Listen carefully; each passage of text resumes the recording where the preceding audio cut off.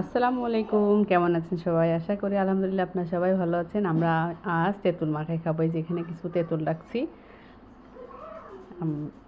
তেঁতুল, পাকা তেঁতুল, আর সাথে এই যে লেবুর পাতা, সাথে এখানে হচ্ছে লবণ আছে, রাখছি অনেক আগেই, একটু হলুদ, সরিষার তেল, শুকনা মরিচ, এটা একসাথে মাখায়ে এখন আমরা খাবো, এই জন্য মাখাচ্ছি।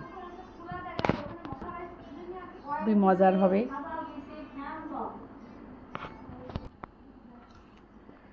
খুবই মজার।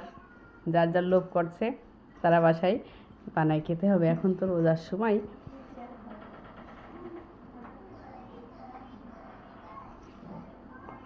ও, সাথে সরিষার তেলও আছে, সেটা আর দেওয়া হয়নি, দেখানো হয়নি।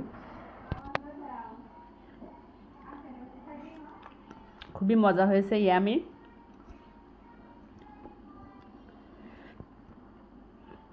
এই যে তেঁতুল, খুবই সুন্দর।